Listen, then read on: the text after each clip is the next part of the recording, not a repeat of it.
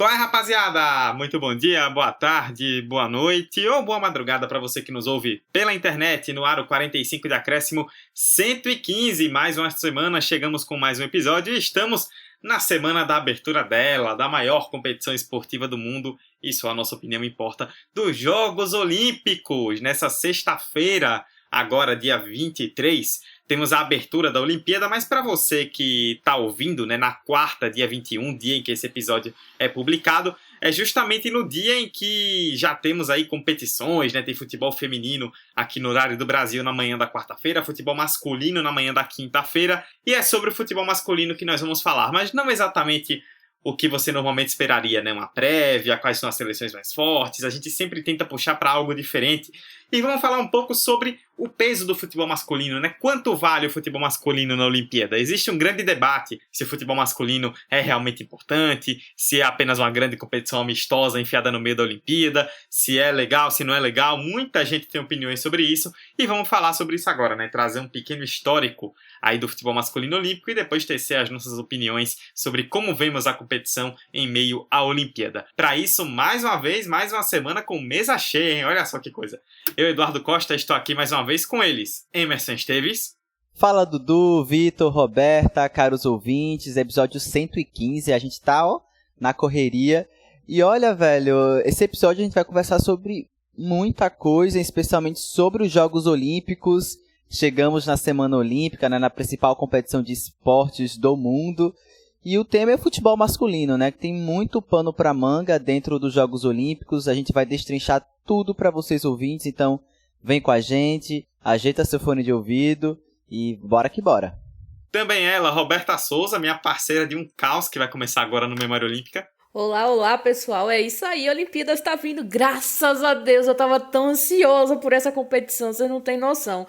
Eu e Dudu, particularmente, né, somos dois amantes das Olimpíadas, e hoje a gente vai falar um pouquinho de futebol masculino olímpico, né, que difere um pouquinho sobre o futebol feminino, de como é visto. A gente até pode pensar em trazer esse debate num outro momento, mas hoje é para falar dos caras, é para falar dessa evolução do futebol na Olimpíada, entender um pouquinho como é que funciona a relação de FIFA e de COI nessa situação e entender um pouquinho mais o que é que pode ser feito, né, para tornar o futebol masculino mais atraente a quem assiste e aos próprios jogadores também para participar da competição. E por fim, Vitor Santos. Fala, Dudu, Emerson, Roberta, mais um episódio de mesa cheia, muito bom, ainda mais para se tratar de Olimpíadas, né? Um torneio assim, sempre tem esse debate, né? Copa do Mundo, Olimpíadas, Copa do Mundo. Acho que cada um tem o seu espaço sagrado na história do esporte mundial e certamente vale muito a pena conferir. E futebol masculino sempre tem aquela pulga atrás da orelha, né? E eu acho que é simples. São muitos esportes para se apreciar e futebol acaba ficando para trás, o masculino ao menos. E é isso que a gente vai debater aqui, tentar explicar, tentar justificar. Enfim, toca o barco, Dudu, que tem muita coisa boa para se comentar. É isso aí, vamos falar sobre o futebol masculino então. Afinal, qual é a importância, qual é o peso que a gente deve dar para o futebol masculino na Olimpíada? Vamos falar sobre isso no 45-115, simbora!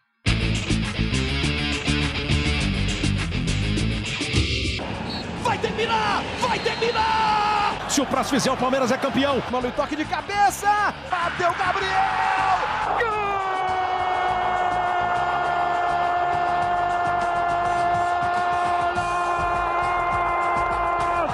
Sabe de quem?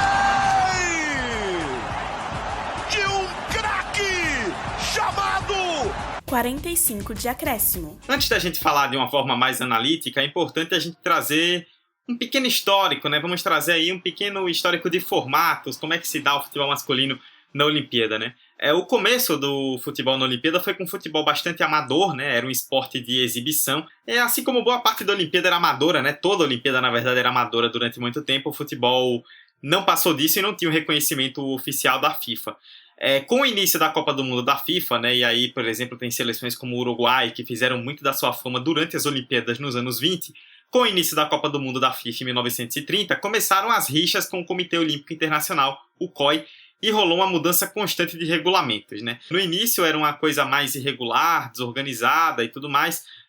Ali nos anos 50, 60, 70, 80 tiveram edições com equipes amadoras e foram períodos de muitas medalhas para as seleções do leste europeu, porque eram amadores os esportes, mas os atletas ali de seleções como a União Soviética tinham ligação com o militarismo do país, então eles recebiam treinamentos de alta intensidade e chegavam em ótima condição para as Olimpíadas. Isso fazia com que eles sempre fossem muito fortes, era meio que uma roubada, né, que eles davam. Ali, a partir dos anos 80, começou a rolar a flexibilização para jogadores profissionais. Na Olimpíada de 88, por exemplo, que o Brasil foi prata, podiam ser convocados jogadores de qualquer idade que nunca tinham jogado Copa do Mundo. E aí, a partir de 92, em Barcelona, começa o que a gente vê até hoje, né, que é a Olimpíada com até 23 anos. Os jogadores eles só podem ter até 23 anos. No máximo, 3 jogadores podem ser convocados com mais de 23 anos, mas de resto, apenas com 23. E aí, Vitor, eu queria jogar para você, que você fez um levantamento bem legal que ajudou a nós aqui nessa pauta, que essas campanhas elas não se convertem muito exatamente se a gente pensar, por exemplo, em Copa do Mundo, né?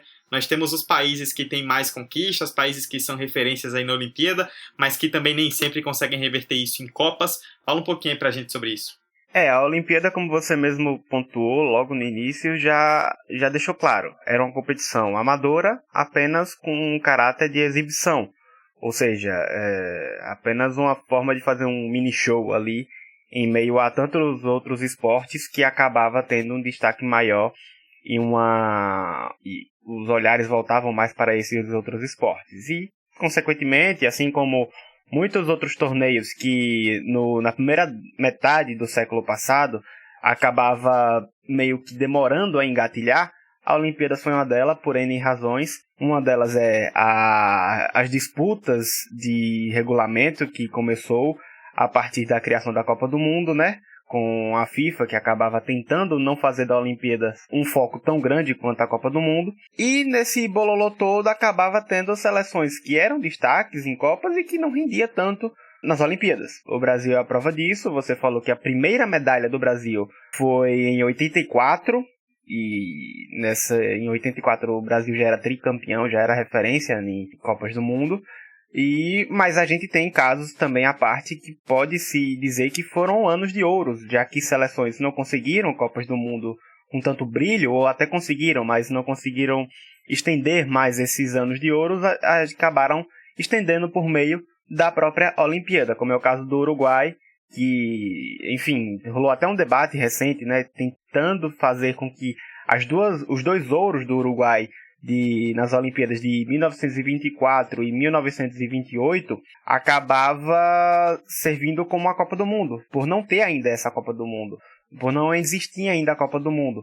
E esses anos de ouro do Uruguai foi estendido até a primeira Copa em 1930, que foi no Uruguai, muito por conta desse brilho do futebol uruguaio da época.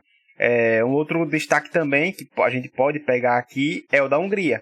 A Hungria que revelou Puskás para o mundo em uma Olimpíadas, que foi a de 52, que teve, inclusive a Hungria é uma das que mais tem medalha de ouro no futebol, tem 3, e uma delas foi com o time de Puskás, que futuramente seria vice-campeão mundial na Suíça. E aí a gente tem casos à parte que acabam tendo oportunidades que uma Copa do Mundo ou uma Copa Continental acaba não dando tantos holofotes assim. E isso que acaba trazendo um algo a mais assim para o futebol olímpico, trazendo esse diferencial que, enfim, outras competições não têm, como por exemplo alavancar seleções de continentes fora do eixo América e Europa. A gente tem um caso das seleções africanas, como a Nigéria, que tem 3 medalhas, uma de ouro, uma de prata e uma de bronze. A seleção do Camarões, que começou esse século muito bem, era referência no futebol e acabou ganhando o ouro no futebol.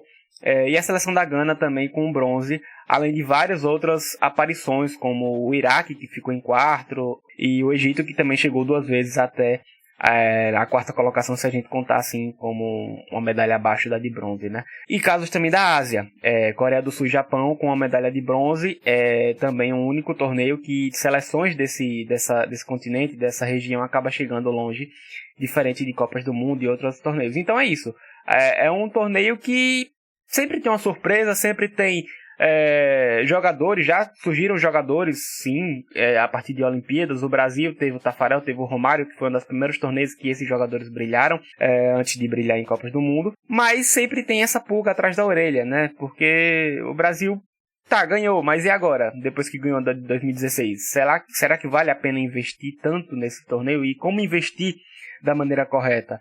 A gente está tentando hoje essa resposta que ainda não está bem definida. Eu acho que o mais interessante dentro de todo esse contexto, né, de posicionamento de seleções no futebol olímpico e tudo mais, é justamente o que Vitor pontuou muito bem. O quanto o início da existência da Copa do Mundo tem um peso enorme dentro do valor, né, dentro da construção do futebol olímpico. Né? Anteriormente a 1930, apesar de já existir o futebol como competição olímpica, ainda era muito, como eu posso dizer, muito amador de fato. Como a gente pontuou sobre os jogadores, mas não era só sobre os jogadores, era também sobre a construção das equipes, era também sobre o preparo dos jogadores, era também sobre a estrutura que era dada. Então, muito desse futebol pré-1930, por assim dizer, dentro da Olimpíada, era realmente algo, como eu posso dizer, um embrião.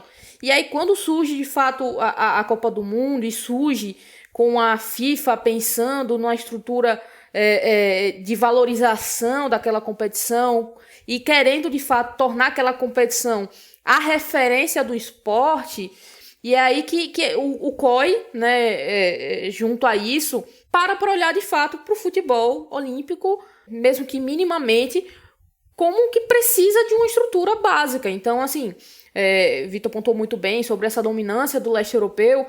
Os países do leste europeu foram muito minuciosos. Sabe aquela coisa do direito, que tem uma lei e tem aquela brechinha da lei, né? Foi basicamente isso que eles fizeram. Era essencial que fossem os jogadores amadores, mas não havia uma delimitação muito bem feita do que era aquele jogador amador, o que significava ser um jogador amador. Então eles aproveitaram, o pessoal do leste europeu aproveitou muito bem isso.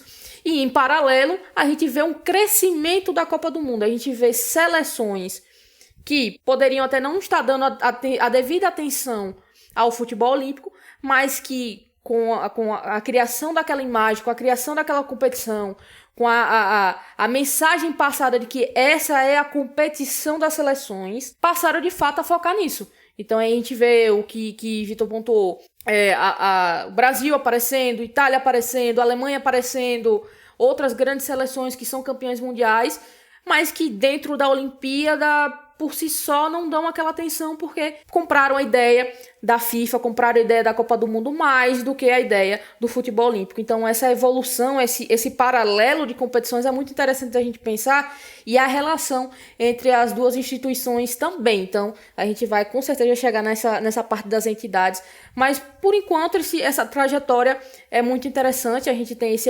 pré-1930 e após isso a gente tem um paralelo entre seleções competindo na Copa do Mundo e uma seleção que está competindo ali na Olimpíada. Só queria salientar esse contexto, né, que vocês todos já deram muito bem, que o fator do amadorismo ele sempre foi predominante ali no século passado, né? Então, desde 1900, quando nas Olimpíadas, né, tem a primeira aparição do futebol ainda enquanto não um esporte efetivo, mas apenas de aparição, o amadorismo ele sempre esteve presente porque o pensamento que se tinha ali pro futebol e pro esporte era algo enquanto um festejo, era algo enquanto uma sensação de se jogar, e não quanto uma profissão.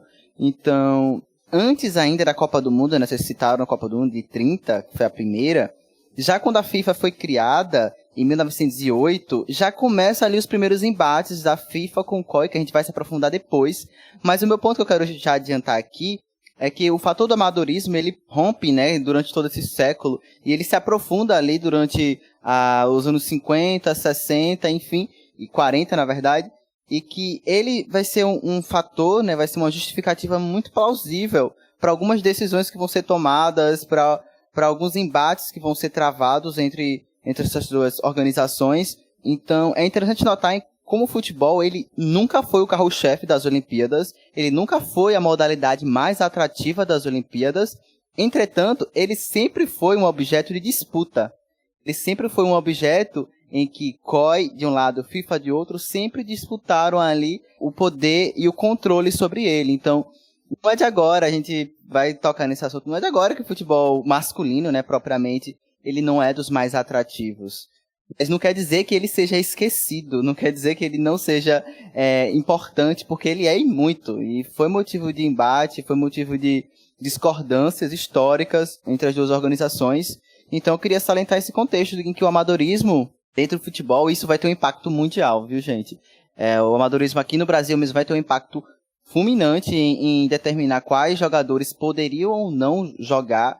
E a mesma coisa vai acontecer num cenário global e mundial, ao qual jogadores que têm uma função, um trabalho, que têm uma carteira assinada, enfim, que têm um trabalho formal, eles não poderiam jogar em detrimento dessa noção aristocrática de jogar o esporte pela beleza dele, que foi pensada pelos europeus lá, que, enfim, não queria muito pensar em um lucro, em um retorno. Então, é interessante notar enquanto esse contexto, ele foi fundamental para que se hoje o futebol tenha essa construção, o futebol olímpico, tem a construção que é hoje, e como a FIFA olha esse produto. E não só como a FIFA olha esse produto, né, mas também como nós, como sociedade, olhamos esse produto e como cada grupo, né, como cada sociedade, cada nação, cada continente, digamos assim, leva a Olimpíada em questão. E é importante a gente falar um pouco sobre isso também, né, sobre esse peso que se dá à conquista olímpica, porque isso varia um pouco, né, entre países. Se a gente pensar aqui no Brasil, quando nós que somos brasileiros e acompanhamos bem a nossa realidade, veio o Ouro Olímpico em 2016, foi uma grande conquista no Maracanã, mas até 2016 existia uma pressão muito grande de que tinha que ganhar a Olimpíada porque o Brasil é a maior seleção do mundo, é a grande seleção do planeta, e a única competição que o Brasil tinha disputado e nunca tinha ganho era a Olimpíada, e é a maior competição do esporte mundial, então tinha que ganhar a Olimpíada. E é pressão, assim, do mais alto nível. A gente viu durante muito tempo, muito tempo, aquele costume que eu particularmente nunca entendi, mas coisas do Brasil, que o treinador da seleção principal era quem treinava a Olimpíada, né? Ele era quem comandava o time nos jogos, inclusive o Vanderlei Luxemburgo caiu em 2000 depois de perder para Camarões nos Jogos de Sydney. Então, aqui no Brasil, se deu um peso muito grande. E aí, Roberta, a gente sempre faz muitos episódios de futebol no Memória Olímpica, né? E até algo que nós gostamos de destacar, como para algumas nações, alguns continentes, por exemplo, vale mais do que outros, né? Se a gente observar, por exemplo, entre nações europeias, eles não costumam dar aquela importância para a Olimpíada, se bem que as pessoas falam que deveriam negligenciar a Olimpíada. Eu discordo completamente, vou falar sobre isso mais depois. Mas essas nações não costumam dar aquela importância para a Olimpíada, enquanto nós vemos, por exemplo, países sul-americanos ou da própria América Central, América do Norte, ou africanos, que dão uma importância muito maior ao torneio olímpico, né? Isso acaba variando muito de qual espectro eles enxergam os jogos. Tudo isso complementa muito aquilo que eu comentei anteriormente. Pensando que a consolidação do futebol olímpico ocorreu em paralelo ao surgimento e esse crescimento exponencial do valor da Copa do Mundo, é esperado que haja uma reação diferente para as competições. Como eu falei, existiram seleções que, dentro da minha perspectiva, compraram mais a ideia da Copa do Mundo, enquanto outras, né, nesse processo evolutivo das duas competições, priorizaram ela. Então, quando a gente fala do leste europeu, né, dessa vasta conquista, não foi só durante uma década, foram durante várias décadas, coisa aí tranquilamente de 4 décadas em que o leste europeu esteve dominante na Olimpíada. Por quê? Porque para eles, dentro dos critérios que eram estabelecidos pela competição, eles viram uma maneira de ter vantagem em relação aos outros países. E a gente para pensar, por exemplo, no Brasil, como eu já comentei anteriormente. A gente chega para ter nossa primeira medalha, como o Emerson comentou, já com 3 Copas do Mundo. Então, assim, é claro e evidente que algumas seleções compraram mais a ideia da Copa do Mundo, porque viram mais possibilidades dentro da competição, de como foi estruturada, de como foi montada, de como ela é gerida também, quem sabe. Porque, como a gente falou, né, existe sim as diferenças entre as duas entidades aí, a FIFA e o COI, e outras que viram mais possibilidades dentro do futebol olímpico. E isso tá tudo bem, sabe? É uma questão de ver também onde há mais possibilidade para você mostrar a qualidade, onde você consegue também trabalhar, quem sabe, uma base, uns futuros atletas, usar talvez a competição olímpica como um preparativo, por assim dizer, para os atletas mais jovens, para eles terem uma vivência de grande competição, quem sabe, não necessariamente com um peso de vitória, que eu acredito que foi muito o que a Alemanha fez durante toda a sua trajetória. Para vocês verem, a Alemanha veio ganhar uma medalha olímpica em 2016 com a prata, né? Mas a gente pensa na Alemanha multicampeã, né, da Copa do Mundo. Por quê? Porque para eles sempre pareceu mais uma competição de preparação para o que viria depois. Então, assim, é claro que a gente pensa no peso, né, essa diferença de valor que é dado por cada seleção, mas é sempre bom a gente parar para pensar, não no valor em si que é dado pela seleção, mas sim no porquê que isso acontece, né? Por que eu dou mais valor para o futebol olímpico nesse sentido? Tenho mais possibilidades aqui? Se sim, vamos investir, né? Vamos pensar nessa competição de uma melhor maneira, vamos preparar de uma forma melhor. E no Brasil, eu acho que o grande ponto de diferença do Brasil para os outros países nesse contexto é o que você bem comentou, Dudu. A pressão, é claro, é evidente, mas também por não ter nunca conquistado aquela medalha. Os atletas foram com vontade porque nunca ganharam aquela medalha. É diferente se a gente parar para pensar no futebol olímpico hoje, o masculino hoje, em 2020 indo para Tóquio. Os atletas não vão ter a mesma gana. Talvez tenham, mas a mídia não vai olhar com os mesmos olhos. Porque não é no Rio, porque não seria a primeira medalha de ouro, porque, claro, tem um grupo de atletas diferentes, não tem o maior astro da seleção principal jogando. Então, assim, dentro desse contexto perde valor. Mas perde valor para quem, né? Para aqueles atletas que vão para a Olimpíada, com certeza eles vão super empenhados. Mas é uma perspectiva externa, né, que acaba interferindo dentro desse contexto todo. E só uma pequena estatística, antes de a Emerson completar, você citou, Roberta, o caso alemão, e eu estendo um pouco para o continente europeu como um todo, né? Já a primeira Olimpíada, né, como eu citei, que teve atletas sub-23, né, que começou esse regulamento que nós vemos até hoje, é Barcelona 92. E de lá para cá, a Espanha, nessa Olimpíada de Barcelona, foi a única seleção europeia que ganhou ouro. De lá para cá foram Nigéria, Camarões, Argentina 2 vezes, México e Brasil, e com várias finais, inclusive, entre países fora do continente europeu, né? Então, já tem, ano que vem, 2022, vão fazer 30 anos, por exemplo, que uma seleção europeia não ganha o futebol masculino na Olimpíada, né? Enquanto isso, vemos outras seleções, outros centros se destacando muito mais nesse sentido. Eu acho que é um processo muito de descentralização, né? De potências que historicamente se consolidaram dentro do futebol, né? Dentro da Copa do Mundo. Então, essa possibilidade... Eu acho que a palavra-chave que Roberta falou, ela é muito boa. Possibilidade. A possibilidade que as Olimpíadas dão para países que historicamente não conseguem furar ali uma barreira dentro da Copa do Mundo, as Olimpíadas é um palco perfeito.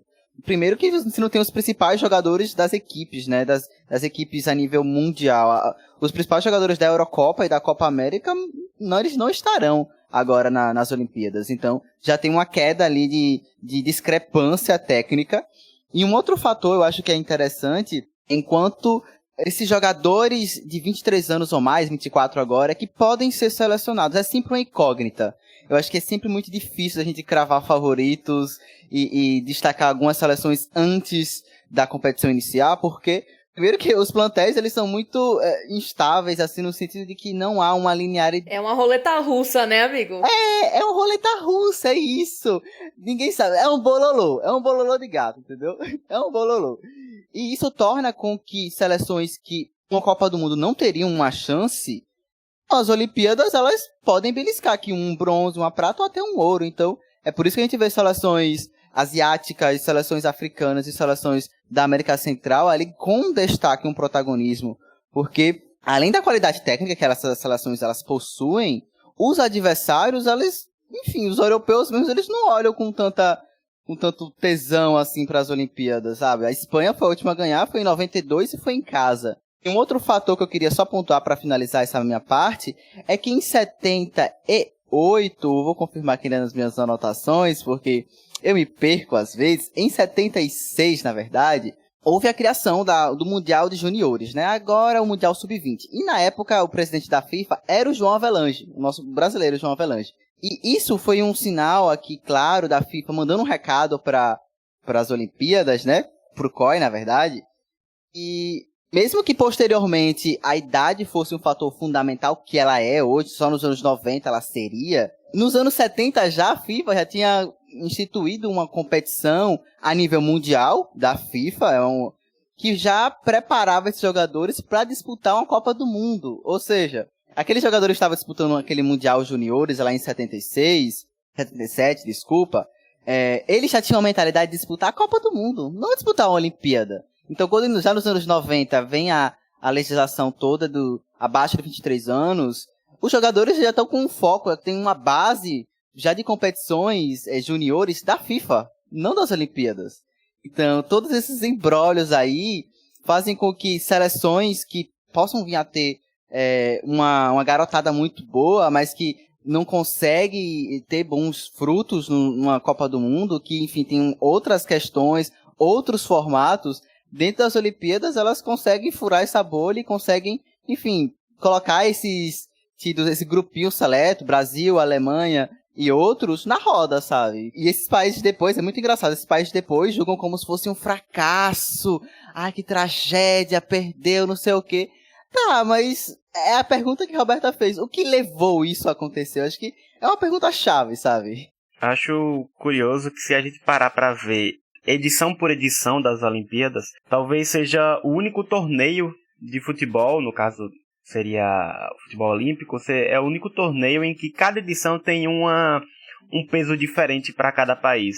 O maior exemplo disso é o Brasil e vários outros que Dudu já citou agora, depois de 92, com seleções fortes do continente europeu, que não chegam lá na frente. E assim, o Brasil foi campeão e teve toda aquela mídia, toda aquela imagem de Neymar chorando quando marcou o pênalti e todo aquele peso tirado das costas por N razões e não só pela ausência do título. Eu acho que esse peso que se deram às Olimpíadas do Brasil, que faltava, de que precisava... O Brasil não precisava das Olimpíadas para mostrar que era um dos principais futebol do mundo, mas foi preciso depois de uma Copa do Mundo que tomou um 7-1 da Alemanha. Foi preciso porque eram as Olimpíadas no Brasil. Foi preciso porque era um título que faltava à seleção no Maracanã. Um título internacional que tem seu peso, por mais que para alguns não tenha. E foi preciso por ser talvez uma revanche contra a própria Alemanha, mesmo em proporções totalmente diferentes. Então sempre tem um porquê por conta disso. Sempre tem um porém para você elevar o valor daquela edição. E isso não é na Olimpíada como um todo, em cada edição tem um peso específico. Um exemplo do nosso vizinho é a Argentina. A Argentina foi bicampeã recente, 2004 e 2008. No 2008 teve Messi. Só que o que se falava na grande mídia, e principalmente aqui na grande mídia do Brasil, é que Messi não tinha ainda um título de peso com a Argentina. Tem o ouro da seleção da Argentina. Só que esse peso, e aparentemente, vendo daqui do Brasil, os próprios argentinos também não via esse ouro olímpico como o título que Messi merecia. Consequentemente, não tem o mesmo peso de uma Copa América. E a Copa América a gente vê que, mesmo com todo o embriólio, com toda a bagunça que foi, aparentemente, vendo hoje, teve um peso muito maior do que aquele ouro olímpico do Messi em 2008 para cima da Nigéria.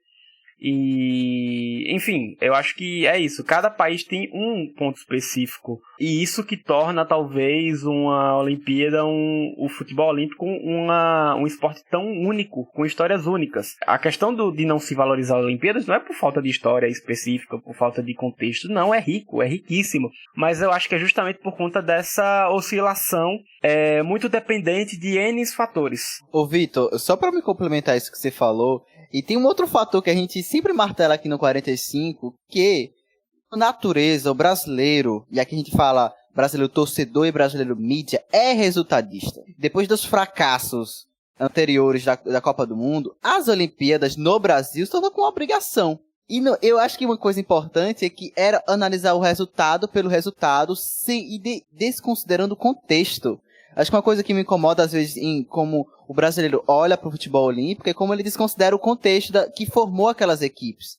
Aqueles jogadores, eles não jogam juntos. Eles são jogados ali de última hora, com 2, 3 amistosos, assim, antecedendo os Jogos Olímpicos, se virem, sabe? Então, é um torneio de tiro curto, a surpresa é um fator importante, enfim, tem uma série de elementos. O futebol não ser realmente uma modalidade mais atrativa dos Jogos Olímpicos, tem outros esportes que se consolidaram dentro dessa competição, mas o brasileiro ainda enxerga, e aqui é uma crítica, uma autocrítica, na verdade, pode ser, e não enxerga, e desconsidera. Então, o que se tinha na época era muito a gente precisa chegar nesse resultado, o meio, não sei, o fim é o que importa, vamos tirar esse peso das nossas costas. E eu acho que uma coisa que me pega muito, qual foi o legado daquele título? Eu sou do tipo que não precisa necessariamente que haja uma modificação estrutural pós um título para que a gente veja um resultado. Não sou adepto a isso. Mas a minha questão é, a gente modificou o nosso olhar dos Jogos Olímpicos masculino pós a conquista no Rio 2016? Eu acho que essa é uma pergunta que eu sempre me faço. E em 2021, a gente, enfim, estamos gravando aqui, não começou. Não vou fazer nenhum prognóstico, e essa não é a minha intenção, mas a abordagem midiática que a gente já tá vendo é muito mais branda, é muito mais... é mais uma competição, né? Neymar não vai, alguns clubes europeus vetaram a participação de alguns atletas. Mas, além disso, o que simboliza o futebol olímpico para outros países, além do próprio Brasil, depois da conquista, sabe? Então, fica ainda agora uma narrativa superficial, sabe? E que eu pensava, não imaginava que seria diferente, na verdade. Mas uma possibilidade era que, pós-título, a gente tivesse uma noção mais complexa, sabe? Olhasse os Jogos Olímpicos de masculino, né, futebol, mais complexo. E isso não se concretizou. Eu vou além do além que Emerson foi. Eu acho que as Olimpíadas têm esse peso, e sempre teve esse peso, por mais que indeciso no Brasil, por conta, vamos ser sinceros aqui, de uma média abaixo das seleções que mais conquistam medalhas nas Olimpíadas. O Brasil nunca foi esse país que ficava ali entre primeiro, segundo ou terceiro colocado na tabela de medalhistas principais. E a gente sabe que o Brasil tem o quê? O principal esporte é o futebol, que recebe mais investimentos. Só que a gente tem uma fileira de histórias de esportes olímpicos, com diversas histórias, com dificuldades de investimento, com falta de planejamento, com falta de estrutura para você se ter muitos esportes olímpicos, com, enfim, jogadores recebendo salário em dia, jogadores empregados constantemente, não apenas em períodos pré e pós-Olimpíadas.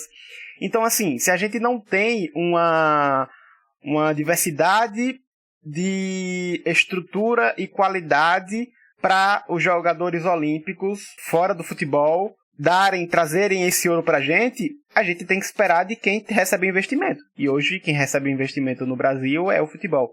Então, acaba automaticamente gerando esse efeito dominó. Não sei se deu pra entender, mas eu acho que deu, não sei, espero que sim. E vou levantar outra bola aqui, tá? Que eu acredito que seja muito, muito relevante dentro desse contexto. Os últimos anos, as últimas Copas do Mundo que a gente vem vivenciando, a gente não vem tendo continuidade de elenco. E a gente já viu o que seria essa continuidade de elenco. É jogadores que mantêm um nível entre duas Copas do Mundo e estão presentes em duas Copas do Mundo. A gente não vem tendo continuidade, a não ser pela nossa grande estrela que é Neymar. E alguns outros poucos jogadores. Então, a gente vem já assistindo, já presenciando, dentro do contexto de Copa do Mundo, uma seleção brasileira que não tem uma regularidade. Ou seja, que não, ao longo da Copa do Mundo... E a gente tá falando de uma era Tite que já vem há alguns anos, a gente não vem tendo melhora de futebol. Agora, imagina isso dentro de um contexto que os caras, justamente o que o Emerson pontuou, os caras se reúnem para jogar a Olimpíada. Eles não têm continuidade, até porque tem a limitação da idade. Então, não tem continuidade, tem limitação, a preparação não é vista da mesma maneira, até mesmo para os clubes dos atletas, não é visto da mesma maneira. Então, como é que você garante, né? Se a gente já não está conseguindo garantir para a Copa do Mundo uma consistência, como é que a gente garante uma consistência e justifica dessa forma a pressão para uma seleção olímpica que não tem isso por natureza. Então, qual é o nosso critério? É justamente isso que Emerson levantou. Por vezes a gente só pensa no resultado final. A gente não pensa em todo o contexto. Ganhar uma medalha olímpica, seja ela qual for, é pra você ficar louco, maluco, porque é a maior competição do planeta. Só que pro futebol, pensando como o maior esporte do mundo, pensando no ego também dos jogadores, na questão dos próprios clubes onde esses jogadores estão, é deixar de lado. Mas para qualquer outro esporte, você ganhar um bronze é uma extrema vitória. Por que é? Você tá ali entre poucos. Só que a forma como é construído o futebol olímpico fez pensar muito como um torneio de verão e não como uma competição de verdade. Então, acho que é isso que fica. A gente tá vendo o Daniel Alves indo para a Olimpíada. A gente tá vendo Diego Carlos indo para a Olimpíada. A gente tá vendo Santos ir para a Olimpíada. Gente, assim, não querendo desmerecer os atletas, mas qual o critério? Sabe? Qual o critério? Porque esses caras, porque eles não tiveram oportunidade da seleção principal? Tá, e aí? Não tem nada a ver uma coisa com a outra. Entendeu? Não tem nada a ver uma coisa com a outra. Não deve ser visto como uma bonificação. O cara tá indo pra uma Olimpíada, bicho. É pra ser o supra-sumo do desejo. Mas não é, porque existe, sim, ego. E aí essa é a questão que eu tô querendo levantar. Continuidade de trabalho, que a gente já não tá vendo dentro do escopo de Copa do Mundo, né? Continuidade de trabalho e evolução. E aí a gente espera, né, tem essa pressão pro futebol olímpico. Só vou complementar rapidinho. Eu, como apresentador, tô falando muito pouco hoje, né? Porque o debate tá rolando solto e eu tô aqui adorando. Eu tô só ouvindo. Mas, bem rapidamente, eu concordo muito com o que Roberta citou e o que vocês já tinham dito antes, né? A respeito dessa forma de ver a Olimpíada. Eu não tô aqui, beleza, eu sei que eu sou um defensor da Olimpíada, então pode ser um pouquinho enviesado. Eu não tô aqui, é claro. A Olimpíada, eu sei que não é a competição mais importante do mundo em relação ao futebol. Tem uma Copa do Mundo que é difícil de lutar. É difícil a gente ficar naquele conceito, né? É seleção principal. Não é seleção principal, porque são jogadores até 23 anos, tal, não sei o quê, tirando algumas exceções. Mas um conceito que eu particularmente contesto um pouco hoje em dia é quando a gente fala que, ou quando muitas pessoas falam, que a Olimpíada não é um título pela seleção profissional. Porque, assim, esse conceito de amadorismo vai muito do que a gente trata a Olimpíada lá atrás, de quando a Olimpíada, durante muito tempo, foi realmente uma competição amadora. Hoje não é mais. Por exemplo, eu vi muita gente comentando agora durante a Copa América que o Messi não tem um título profissional pela Argentina. Cara, o Messi ganhou em 2008. Em 2008 ele já jogava no Barcelona. Tinha o Agüero, que já jogava no Atlético de Madrid. O Riquelme foi o único jogador daquela Argentina acima de 23 anos. Já era super vencedor pelo Boca Juniors. Tinham vários jogadores, eu tô até checando a lista aqui no... Dudu, enquanto você checa, eu discordo também desse pensamento, porque o título é de primeiro patamar. Agora, a seleção não é a principal. Pra mim, meu ponto-chave sempre é esse. É um título profissional. Exato, é justamente isso, amigo. Então, qual é o critério? Entendeu? Qual é o critério pra ser assim, pra ser visto dessa forma? Além de ego, além de uma perspectiva errônea da competição. Não tem outra coisa. E como a gente já tocou, como é pensado, como esses embates entre COI e FIFA, eles suscitam por esse tipo de argumento, entendeu? Porque eu acho chulo também. Mas não é tirado da cabeça, sabe? Acho que faz um sentido. Mesmo não concordando. Por exemplo, aqui até catei a lista dos 18 convocados, né, na verdade, ali pro futebol olímpico argentino, daquele time de 2008, 3 jogadores jogavam no futebol argentino. 2 do Boca Juniors e 1 do River Plate, que são simplesmente as 2 grandes equipes do país. E todo o resto jogava na Europa. A gente já tinha, por exemplo, eu acabei até cometendo um erro. Eu falei que o Riquelme tinha sido o único jogador acima de 23 anos. Na verdade, foram 2. O segundo foi o Mascherano, que já jogava no Liverpool. A gente tinha jogador do Benfica, tinha jogador do Bayern de Munique, do Valência, do Real Madrid, do Barcelona. Então, assim, beleza, pode não ser a seleção principal, mas como que isso não é uma seleção profissional? Por isso que eu contesto, assim, beleza, eu acho que como seleção, por exemplo, a nível de seleção, o título da Olimpíada que o Messi tem, ele é muito importante, sim. Assim como o título que o Neymar conquistou em 2016 também é bastante importante. Tipo, a gente tá falando, bem ou mal, é o que a Roberta citou, vai muito do ego do futebol. E da questão da FIFA com o COI. Porque, bem ou mal, é a maior competição esportiva do mundo. Tipo, eu não posso desvalorizar um ouro olímpico, sabe? Eu acho que vai muito do futebol de realmente desmerecer. E aí tem a coisa, né, que a gente pode até pincelar para encerrar, que já estamos batendo no tempo, dessa coisa da FIFA com o COI, né? Fala-se muito, o que é que vai ser do torneio olímpico? O que é que nós vamos fazer com o torneio olímpico? Será que o torneio olímpico vai se tornar para muita gente, né? Não é atrativo e tudo mais? Eu acho, bem ou mal, que hoje esse formato que a gente tem pode não ser o mais incrível de todos, mas ele acaba sendo o mais necessário, pelo menos na minha visão. Porque qual é o imbróglio? O COI, ele não quer atletas que liberem geral o futebol para não competir com outros esportes, porque bem ou mal a Olimpíada é uma vitrine para muitos esportes, e os atletas, as federações, obviamente não vão gostar de perderem essa vitrine, porque todas as grandes estrelas do futebol estão lá. E a FIFA também não quer, porque ela tem um ativo muito importante, que é a Copa do Mundo. Então, para ela, você liberar geral na Olimpíada seria meio que, claro, a Olimpíada tem um número de seleções muito menor, mas entre boas aspas, tem uma Copa do Mundo a cada 2 anos. E para a FIFA, pelo menos nesse sentido, não é o ideal, a não ser que seja um produto dela, né? A não ser que seja uma Copa do Mundo da própria FIFA, ela não vai querer dividir esse protagonismo. Tanto que o futebol olímpico não é chancelado oficialmente pela FIFA, ou seja, não é uma data FIFA. Se a seleção convoca, o clube tem o direito de não liberar. Ele não é obrigado. A gente viu, por exemplo, aqui no Brasil, o imbróglio que teve com Pedro, Vinícius Júnior e Rodrigo também pelo Real Madrid não foram liberados porque os clubes não quiseram abrir mão desses jogadores para a pré-temporada, uma vez que a FIFA não obriga a isso. Não, e sendo bem sincero pra vocês, eu não vejo esse imbróglio, esse nó sendo desfeito. Porque nenhuma das duas partes tem interesse. Nenhuma das duas partes, eles querem fazer esse movimento de vamos sentar e vamos tentar discutir. Porque vai mexer estruturalmente com competições que, querendo ou não, estão consolidadas. As Olimpíadas é a principal competição, enfim, a nível de esportes no geral, consolidada. A Copa do Mundo, consolidada. Então eu não vejo eles fazendo essas mudanças estruturais. E assim, quem perde é a gente que consome. Porque se eu quisesse... Porque o título de Olimpíada, ele é muito importante. Mas era muito bom ver também os principais jogadores das seleções tendo o direito de jogar, sabe? Tendo o direito de defender a seleção numa Olimpíada, ganhando uma medalha olímpica. Porque é um mérito esportivo importante. E, sinceramente, isso nunca vai acontecer. A não ser que seja um dos jogadores acima de 23 anos. Então, eu acho que é o que Dudu falou, o caminho é mais ou menos esse também. Eu vou com o Dudu. Eu acho que é o modelo que atualmente serve, mas ele não é atrativo. E ele não é logisticamente pensado para esses jogadores. Porque eu super entendo os clubes que não liberam seus atletas, gente. É pré-temporada agora.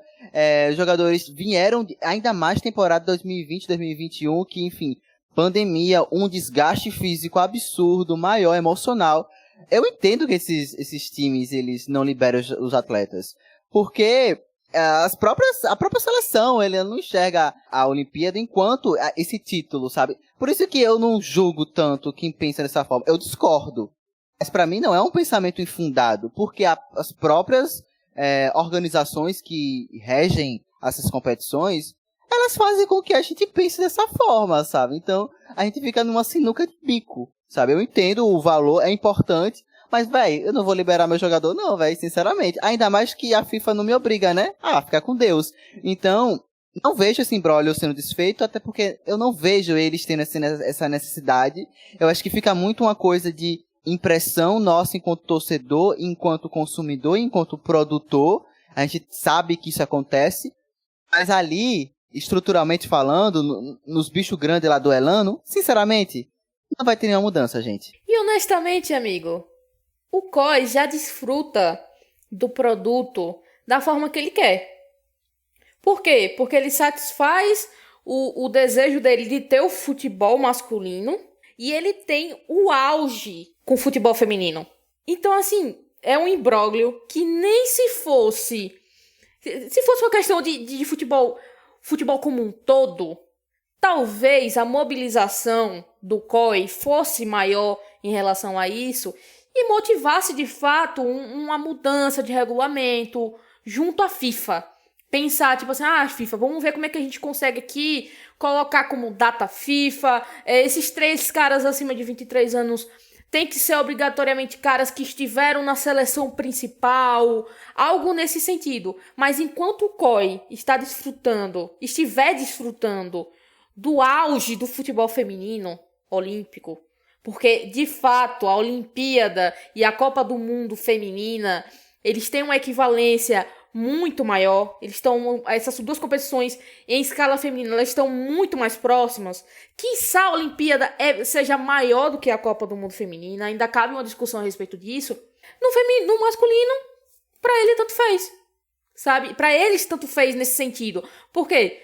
Um esporte diante de outros milhares, e nem é o esporte como um todo. É o masculino. Então, assim, dentro desse posicionamento, pra mim é o que você falou, Emerson. Esse modelo hoje é o satisfatório. Por quê? Nem fede nem cheira. Quem perde, de fato, somos nós, enquanto telespectadores, que queremos ver os grandes atletas do futebol masculino jogando a Olimpíada para ser complementar aos outros grandes atletas dos outros esportes, mas a gente tem as grandes atletas do futebol feminino indo à Olimpíada. Então a gente nem perde por completo. Na verdade, eu acho que a gente até ganha, porque o futebol feminino olímpico, pra mim, compensa muito o futebol masculino olímpico. Bom, e pra gente encerrar, só pra eu poder dar uma pequena pincelada aqui, outra coisa que eu discordo completamente, né, e aí combina com o que eu falei anteriormente, cheguei a ver aí alguns jornalistas na internet falando que, principalmente agora, né, que a gente já ganhou, torneio olímpico tinha que mandar era time sub-17, e é isso aí, e tratar como, entre aspas, deveria ser tratado. E isso eu discordo porque fala-se muito que os europeus fazem isso. Nem os europeus fazem isso. Porque o que acontece é que a Olimpíada ela tem um problema muito grande em relação à Europa. Ela choca com a Euro. E agora, nos últimos anos, nós estamos tendo os Euro Sub-21 também. Então, as seleções principais convocam seus jogadores para a Euro. As seleções de base convocam seus jogadores para a Sub-21. E aí, do que é possível convocar a partir disso, vão os melhores jogadores para a Olimpíada. Então, assim, nem as próprias seleções europeias negligenciam. A questão é que, por conta de logística, como o Emerson está me lembrando aqui no chat, de várias competições importantes juntas, elas convocam aquilo que é possível. Mas dentro do que é possível, todo mundo leva a força máxima. Você não vê seleção nenhuma falando, fulano aqui é um jogador importante, é um jogador muito bom, é um jogador de destaque, mas a gente não vai levar porque não estão afim, porque a Olimpíada não importa. Claro que importa. Claro que importa. A gente vê jogadores hoje com mais de 23 anos, já consolidados no futebol mundial, querendo jogar a Olimpíada. O Neymar falou que gostaria de jogar esse ano de novo, acabou não indo, mas queria. O Gignac, que é um cara de grande carreira no futebol francês e agora no México já há anos, ídolo do Tigres, vai jogar pela seleção francesa. O próprio Sérgio Ramos, que é um cara que já ganhou muita coisa pela Espanha, falou que tinha interesse em jogar, acabou não sendo convocado. Então, grandes jogadores também gostam de estar na Olimpíada sempre que possível. Normalmente a logística não permite, mas a partir do momento que for permitido, quem puder ser convocado tem que levar a força máxima mesmo. A Olimpíada é uma competição importante e não pode ser menosprezada.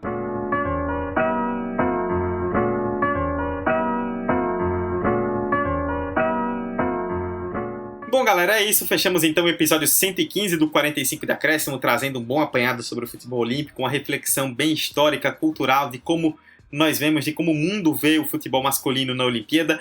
E esperamos que vocês tenham gostado e aproveitem bastante. Olimpíada é a maior competição do planeta, é só uma vez a cada 4 anos. Agora a última foi a 5, né, por conta da pandemia. Então aproveitem, é muito, muito, muito legal. Só para destacar também, Roberta e eu, que fazemos parte do Memória Olímpica, vocês sabem, não estaremos aqui nas próximas semanas, já no 45, durante a Olimpíada, justamente porque estaremos focados no MO. Então, Emerson, Vitor e nosso querido Hector Souza, editor, vão quebrar o galho e vão segurar, vão ficar com o controle da chave da casa aqui. Quebrar o galho, Eduardo?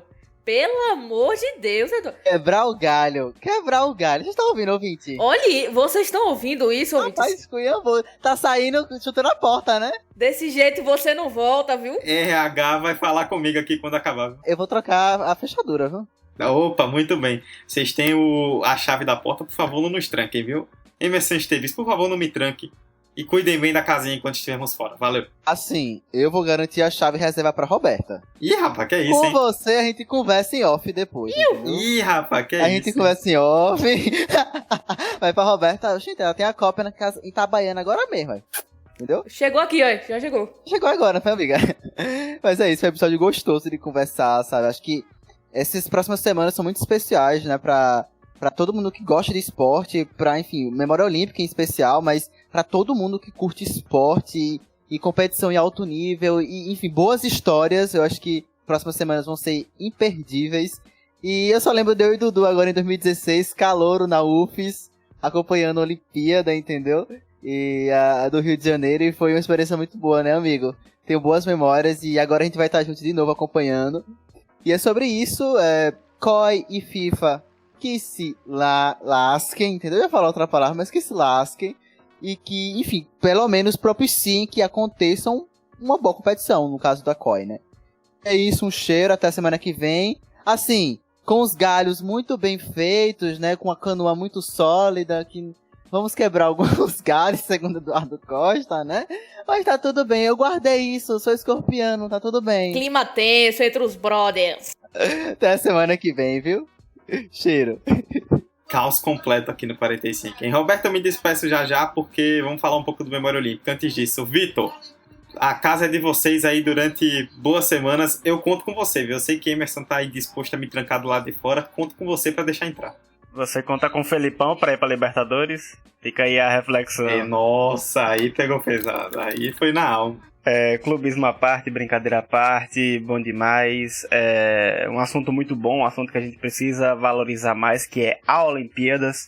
A gente tem que valorizar os atletas que participam, a gente tem que valorizar cada vez o esforço e o sacrifício que muitos fazem para poder conseguir medalhas de ouro. Infelizmente, acaba sendo a única alternativa para muitos atletas, principalmente brasileiros, por conta da falta de estrutura, da falta de gestão das confederações e das instituições que regem os esportes olímpicos, fora das Olimpíadas. E, enfim, valorizem, assistam bastante, torçam bastante. E é isso, um grande cheiro a todos e até semana que vem com o meu amigo Emerson, que certamente a gente vai quebrar um galho, né, Dudu?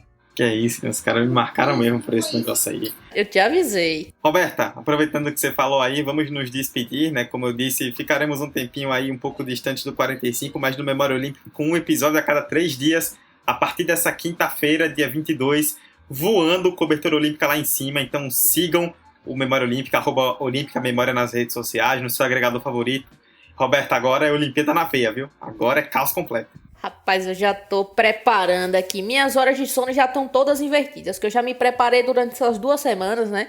Tô conseguindo já segurar meu sono até as 5 da manhã pra dormir ao longo do dia. Então tá tudo certo, a gente vai conseguir fazer direitinho. Por favor, nos acompanhem no Memória Olímpica. Não deixem de acompanhar o 45 aqui com os meninos, por favor, que eles também vão trazer muito conteúdo nos próximos episódios que tem Olimpíada envolvida, então não percam. Tá? Vão nos acompanhando aí, porque de fato informação em tempo real ou até mesmo históricos não vai faltar, então acompanhem-nos, né? Porque vai ter muita coisa boa lá no MO e aqui no 45 também. Então, até breve, galera, né? Depois das Olimpíadas, eu e Dudu a gente volta normal pra cá. Por enquanto, desfrutem desses maravilhosos... Você de certeza, viu, amiga? Você volta. Eu tenho certeza que eu já tô com a chave. Dudu a gente já não sabe.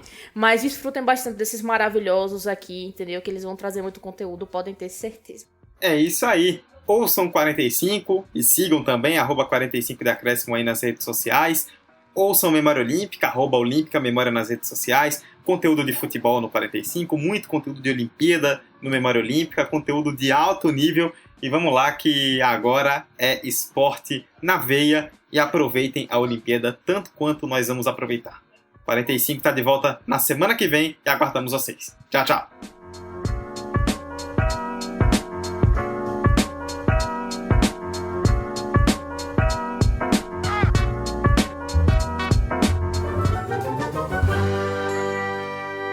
Esse podcast foi editado por Hector Souza.